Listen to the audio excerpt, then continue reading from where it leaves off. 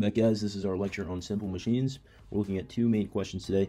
What are simple machines and what is mechanical advantage? Let's get started. Last time we talked about work and power as we applied it to bicycles.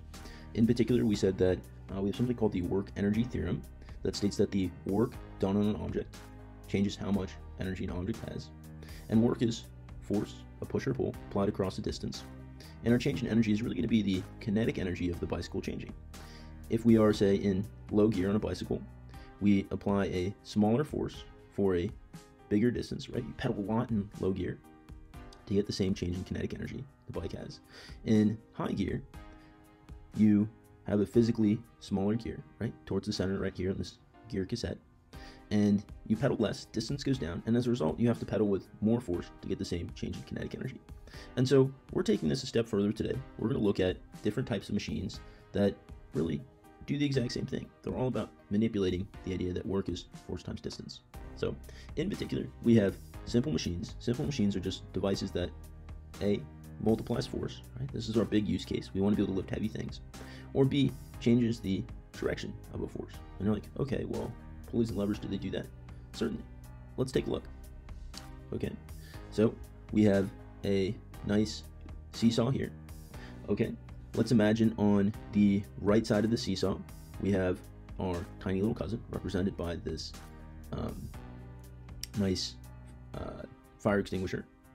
Okay, and you are this larger object on the right.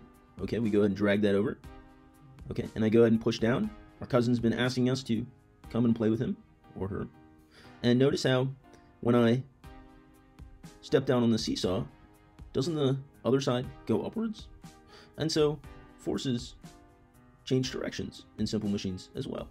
It's an incredible thing, and it can be, really useful. You want to lift something up, you pull down on a pulley, right? Okay, so underlying every simple machine is really the idea of conservation of energy. Energy can't be created nor destroyed. And so we say that for machines where we're trying to lift objects, we say work in equals work out. Force times distance equals force times distance. For a lever, when we push down on one side, the other side goes up. We push down with a certain force, it moves down a certain distance. The other side moves up a certain distance with a different force, depending on the distances involved. But the idea is force times distance, force in times distance in, equals force out times distance out. And if we do a little bit of algebra, we get the following equation, this one highlighted here. It says force out equals force in times mechanical advantage. This is the equation that gets us really excited. Why? Because this tells us that for a lever or a pulley, the force that we put in is multiplied by some value. Our mechanical advantage, in fact, is that value. And it's the ratio of the distance in over distance out for a lever. That can take two forms. One, the distance in is our length of our effort arm. Right? We want our levers to have a really long effort arm. And our resistance arm is our distance out. We want this one to be as short as possible. Why? Because mechanical advantage is the length of our input distance over our output distance. Okay? And it can also be calculated as, if you know the force outputted, maybe you know how heavy the bucket is you're trying to lift, and you know how much force that you're applying, you can get the mechanical advantage as well. Okay, so here's a couple of quick practice problems. Question 1, calculate the mechanical advantage of a lever with a distance in of 3 meters, an effort arm of 3 meters, and a resistance arm of 0.5 meters. Okay, we'll just use this equation. Our distance in is the effort arm right here. Our distance out is the resistance arm. So we have 3 divided by 0.5. It's the same as 3 times 2. We'll let you solve that one. Okay, question 2, calculate the mechanical advantage of a lever that has an output force of 20 newtons for an input force of 5 newtons. So you've applied 5 newtons of push, and you're getting 20 newtons of output force. Oh, that's pretty good.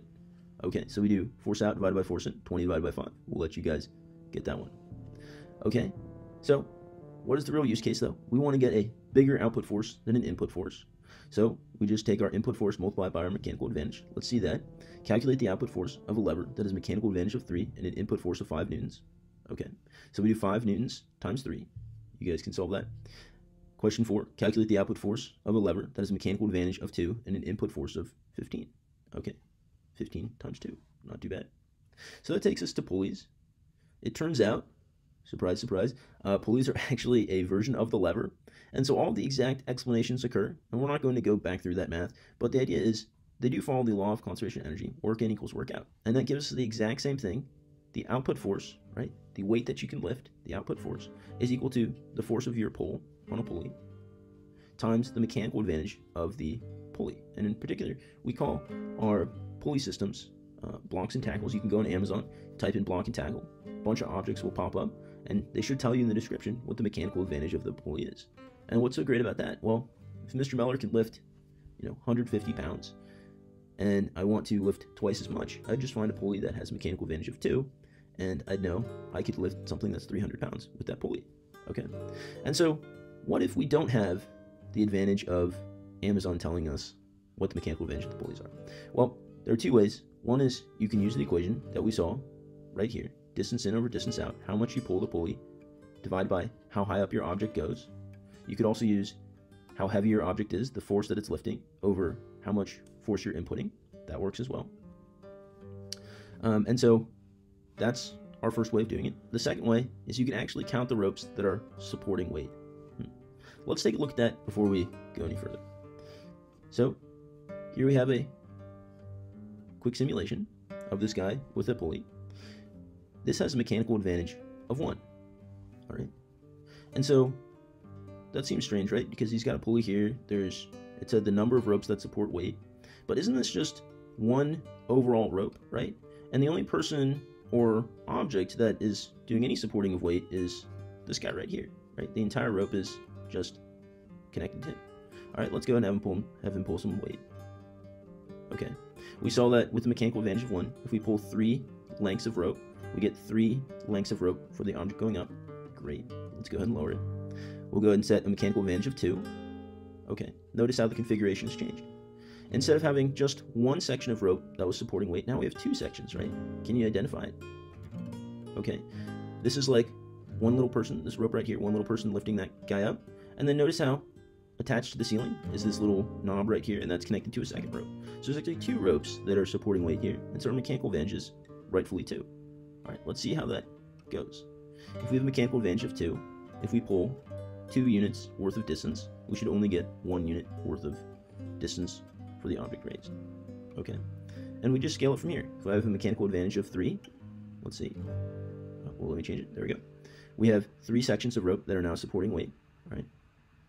1, 2, 3. And what about this one over here, Mr. Mellor? Oh, well, this one right here is that one right there, right? Just kind of loops around.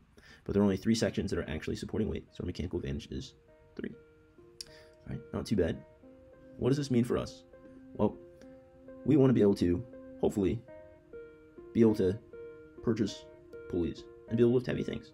That said, we did say that, you go into Amazon, you type in block and tackle pulley, and it will tell you what the mechanical advantage is. But, with a little bit of physics, we know that our underlying concept here is that energy can't be created nor destroyed.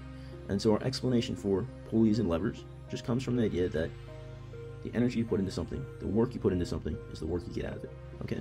Then we have some nice ways of calculating what the mechanical advantage is, in case you don't know what it actually is based on the product description. Okay, let's do a quick practice one. Question 5, what's the mechanical advantage of pulley 2? That's right here. Well, how many ropes are actually supporting weight? Well, it's this loop of rope is the same, right? So it's just 1 and 2. So the answer should be 2. Question 6, pulley 4 is a mechanical advantage of 4. If the input force is 100 newtons, what's the output force? Well, use this equation, 100 newtons times 4. We would get an output force of 400 newtons. All right, that's it for now. We'll see you guys back in class. Bye, guys. Good job.